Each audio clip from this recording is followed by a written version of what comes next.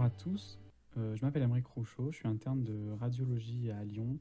J'ai fini 14e à l'ECNI 2017 et je vous présente une conférence de méthodologie parce que la méthodologie c'est quelque chose qui m'a toujours beaucoup intéressé puisque ça permet de faire des résultats tout à fait reproductibles et ça peu importe votre fac d'origine puisque ça va, peu importe les conférences qui vont vous être faites par la fac, comment vont être réalisés vos cours, peu importe leur qualité. Si vous avez une méthodologie fiable, une méthodologie robuste, vous réussirez bien. Donc là, ce n'est pas un topo pour donner des vérités absolues, parce que de toute façon, il n'y a pas de vérité absolue en méthodologie, c'est des thématiques qui sont personnelles. Mais ce sont des méthodes qui ont fait leurs preuves, et donc vous pouvez un peu piocher dedans en fonction de ce qui vous parle. Donc je vais commencer le topo par une petite aparté sur la motivation et les objectifs avant de débuter le CN.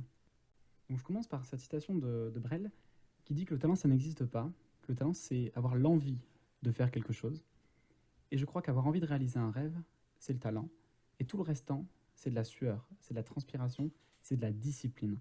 Et donc cette phrase, je l'avais découverte pendant mon année, c'était ma 6e année, donc c'était en mars de 6e année, donc là où ça commence à devenir assez difficile, où mentalement c'est un peu délicat, et où ça m'a pas mal parlé, et j'espère que ça vous parle aussi, quand il vous dit que la chose la plus difficile finalement c'est d'avoir envie de réaliser un rêve, c'est d'avoir envie de, donc là pour Brel la musique et pour vous le classement, et que cette envie c'est très difficile de la maintenir et tout le reste c'est du travail en fait. C'est la sueur, la transpiration, la discipline.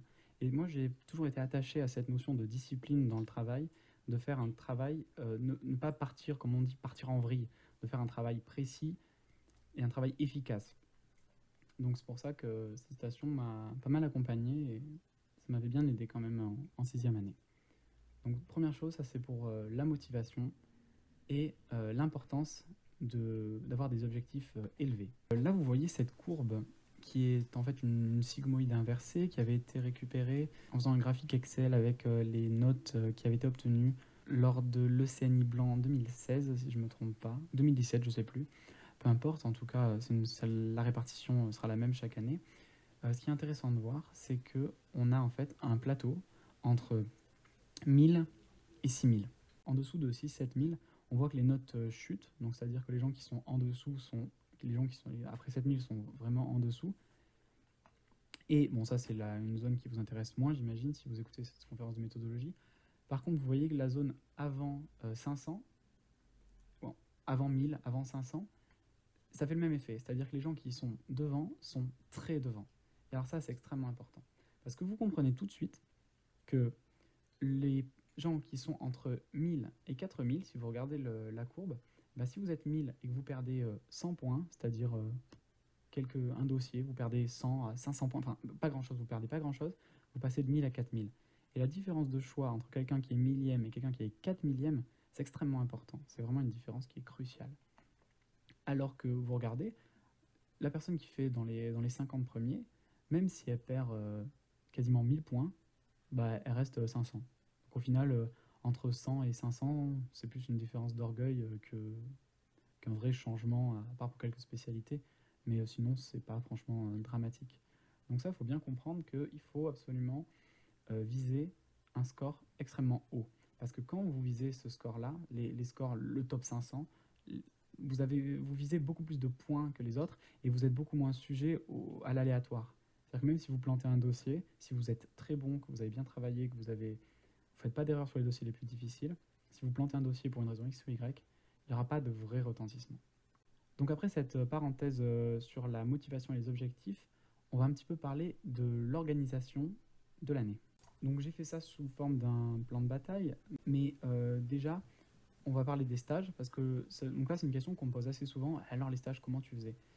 Alors pour moi, il est important de rentabiliser les stages que vous faites en DFSM1, DFSM2, parce que ça va faire des connaissances très solides que vous allez garder longtemps, parce que là vous avez le temps finalement d'aller en stage, de vous souvenir des malades, de vraiment vous immerger dans la discipline avec des PH et des internes et des PU qui ne font que ça de la journée. Donc ça va faire des connaissances assez solides. Donc je pense que c'est assez rentable en DFSM1 et DFSM2 d'aller en stage et d'y être impliqué. Évidemment, tout en restant ECN. Ça, moi, ça a été toujours fil conducteur. Donc tout ce qui ne concernait pas l'ECN, moi par contre ça ne m'intéressait pas et je me disais que je le verrai quand je serai interne, mais je n'allais pas taper ailleurs que l'ECN. L'ECN, le programme est déjà assez compliqué. Dès que ça ne concernait plus l'ECN, ça ne m'intéressait pas. Et je pense que c'est pas mal parce qu'il y a déjà beaucoup de choses à savoir.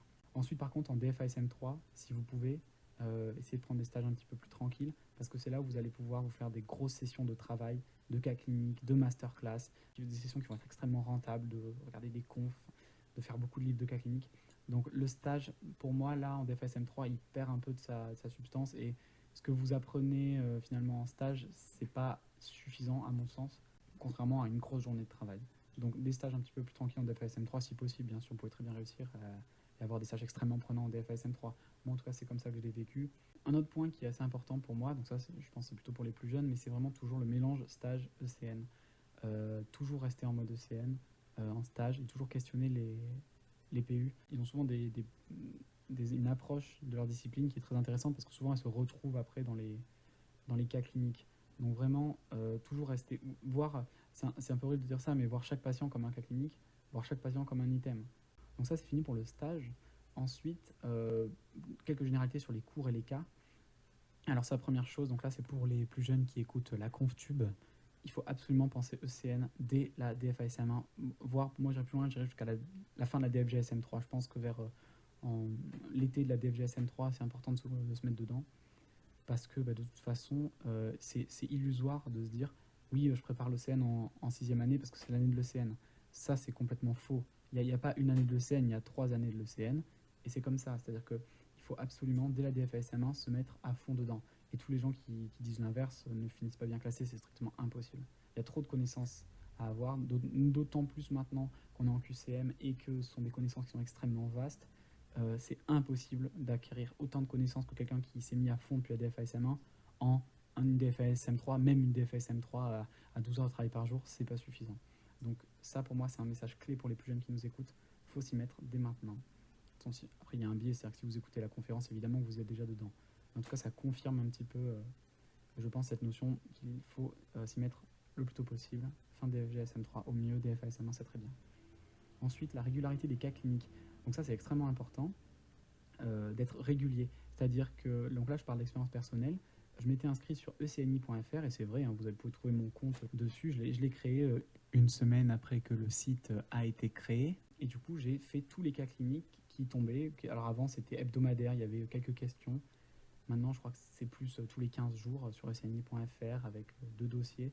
En tout cas, c'est extrêmement important d'avoir cette régularité et de faire toujours des cas cliniques. Parce que les connaissances que vous allez obtenir en faisant des cas cliniques comme ça, même en DFASM1, vous allez tomber sur un cas clinique, je ne sais pas, d'oncologie, vous y connaissez rien en oncologie, mais par contre, vous allez faire ce cas clinique de cancer du côlon et vous allez vous souvenir de quelques détails, vous allez vous souvenir du syndrome de Lynch, vous allez voir quelques trucs comme ça.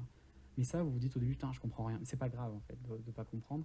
Ça va vous se mettre un peu de manière subconsciente. Et après, quand vous allez attaquer l'item d'oncologie, finalement, il sera beaucoup plus simple.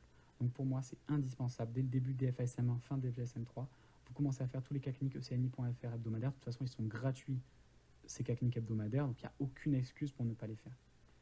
Et enfin, donc là, c'est beaucoup plus spécifique pour les DFASM3. Pour moi, donc les cas cliniques, on me demandait souvent quand les faire. Moi, je pense que j'ai fait beaucoup de cas cliniques vers janvier de DFASM3 jusqu'en juin. J'ai pris tous les cas cliniques du marché, tous les livres de cas cliniques qu'il y avait, donc il en existait une cinquantaine. Et je les ai tous, je savais qu'il me restait 150 jours. J'avais 50 bouquins de cas cliniques à faire. J'ai fait 150 divisé par 3, ça fait un bouquin tous les 3 jours. Et j'ai fait comme ça de janvier à juin. Et je lisais quasiment plus les cours, sauf pour voir les points qui avaient posé problème en cas clinique. Mais en tout cas, ça, je trouve que ça vous met dans une dynamique assez difficile psychologiquement, mais par contre, une dynamique, quand vous tenez ce rythme, vous arrivez à l'ECN, vous êtes vraiment une machine, et ça se passe beaucoup mieux.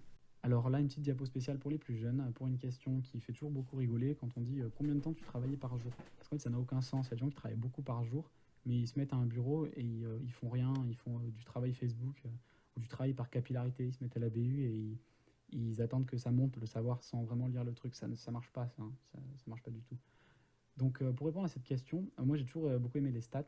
Et du coup, je travaille avec un petit chronomètre. Donc ça, je vous conseille. Bon, après, il faut avoir la personnalité qui va avec. Hein. Mais si vous êtes un petit peu, vous aimez bien les stats, contrôler ce que vous faites, prenez un petit chronomètre. Et quand vous travaillez, vous le lancez. Et puis dès que vous arrêtez de travailler, vous le coupez. mais vraiment dès que vous arrêtez de travailler. Donc dès que vous allez sur Facebook, vous le coupez. Dès que vous allez manger, vous le coupez. Et vous le relancez après. Et vous allez voir que finalement, au début, c'est un petit peu décevant et vous vous dites, attends, j'ai passé la journée au bureau, mais finalement, au total, sur le chronomètre, il y a marqué 4 heures. Donc on se dit, ah ouais, j'ai passé la journée au bureau, mais c'était peut-être pas ouf non plus. Donc ça permet un peu de connaître ses limites. Et surtout, ça permet de faire des jolis graphiques comme ça et de se dire, ah bah tiens, pour faire un gros classement, il a travaillé tant que ça. Donc, je vous laisse regarder les graphiques qui sont disponibles en plus haute résolution. Une diapo pour les plus vieux maintenant, donc ils savent que le temps de travail, ça n'a aucune valeur. Comment j'ai organisé mon année de DFASM3? Alors ça, moi, je considère avoir plutôt bien géré l'année de DFASM3 puisque je suis arrivé juste avant le CN sans vers juin, là, j'étais vraiment à fond. J'avais fait tous les cas cliniques du monde à ce moment-là. Donc, j'étais vraiment en mode ECN pur.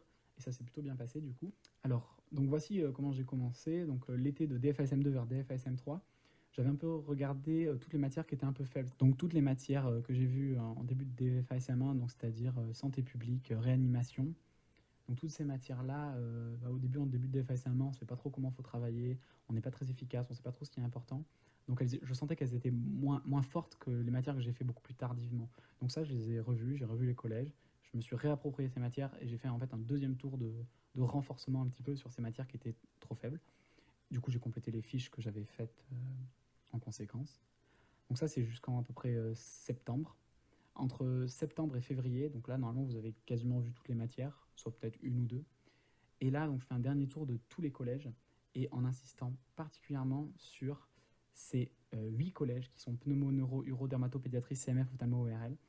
C'est pour moi les collèges que j'appelle matière à collège par cœur, c'est-à-dire que il peut y avoir des questions qui sortent de ces collèges et c'est exactement le collège mot pour mot avec un tiré près. Donc ça, c'est des collèges où je considère vraiment qu'il faut faire vraiment très très attention aux notions qui sont dedans, même les notions qui sont compliquées, notamment en ORL de mémoire, les questions d'anatomie d'ORL qui tombaient c'était monstrueuse, c'était vraiment d'une complexité importante et du coup très discriminante.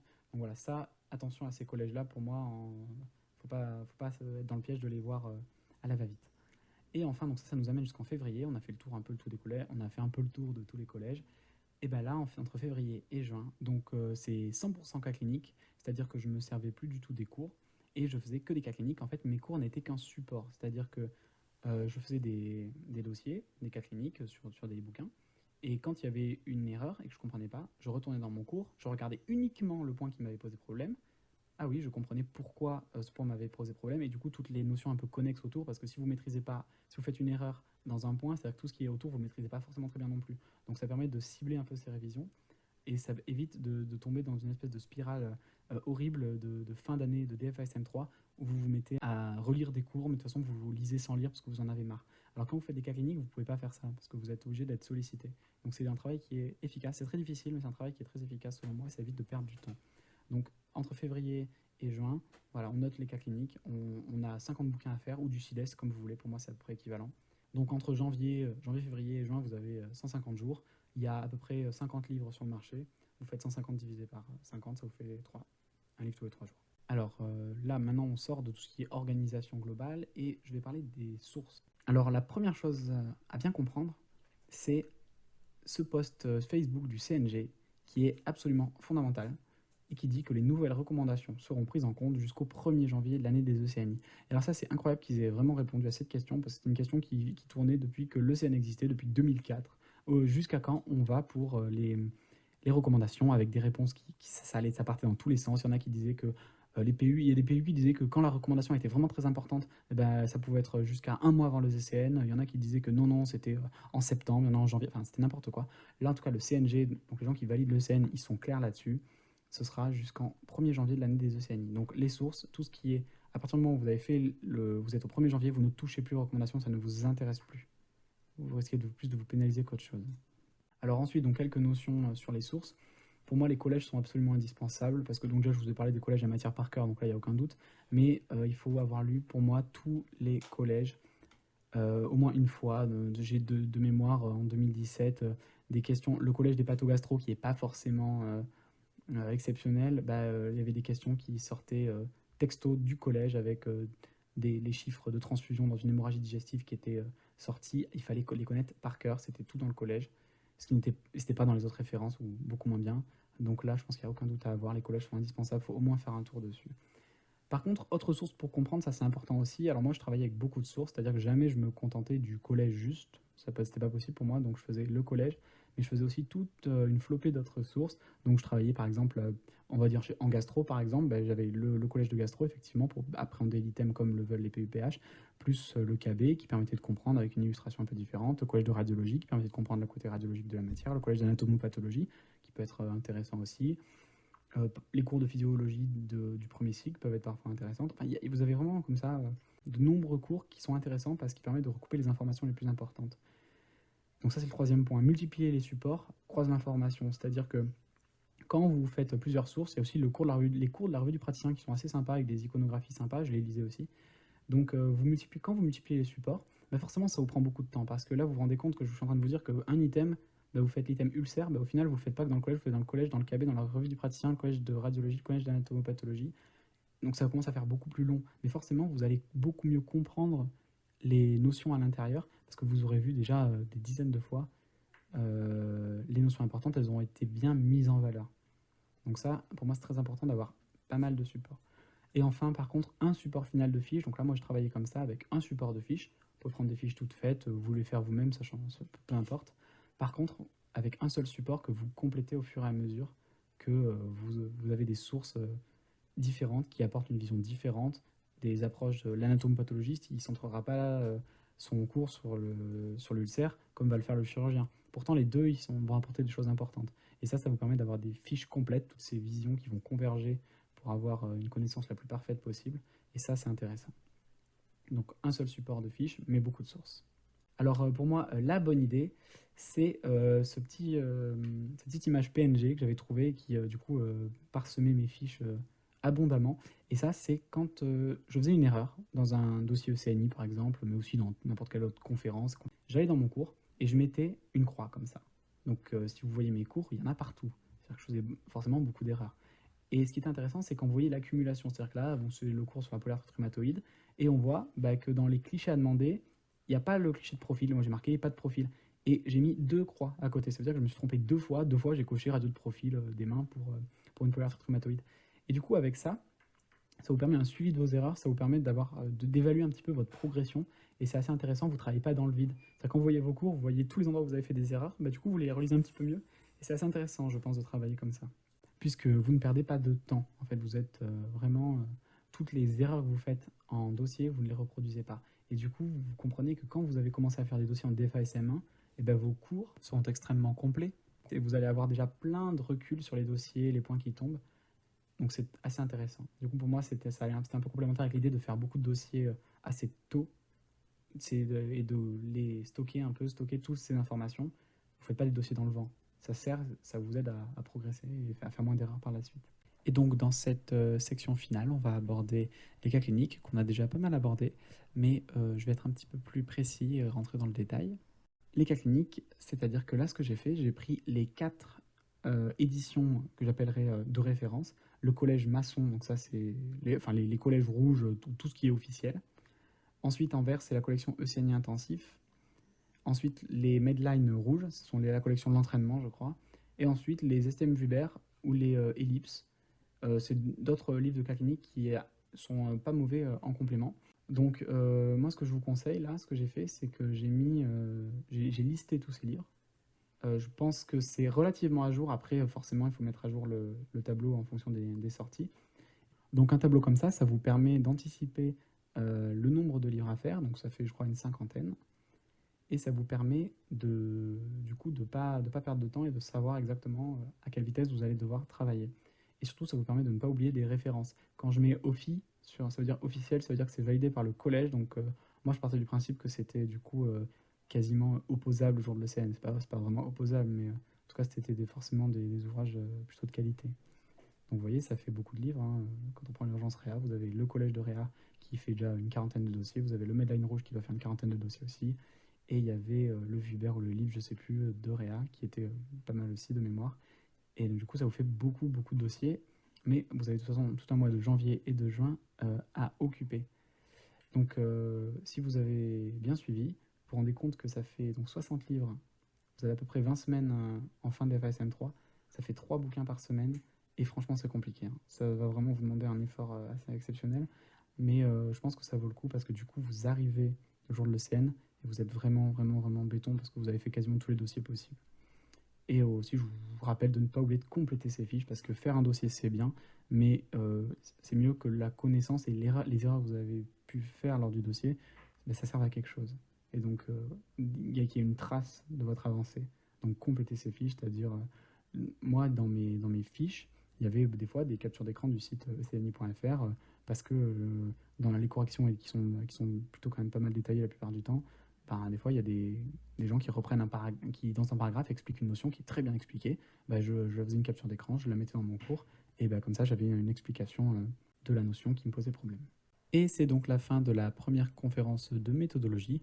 Donc, n'hésitez pas à m'écrire pour vos commentaires, tout simplement, s'il y a des sujets que vous aimeriez bien développer dans la deuxième conférence, ou même si ça ne vous intéresse pas, d'ailleurs, hein. C'est vrai, la méthodologie, ça ne parle pas forcément à tout le monde. Désolé aussi pour le caractère un petit peu égocentré de la conférence, mais forcément, on parle de son expérience toujours. Et bah, j'espère vous retrouver pour la prochaine conférence. À bientôt.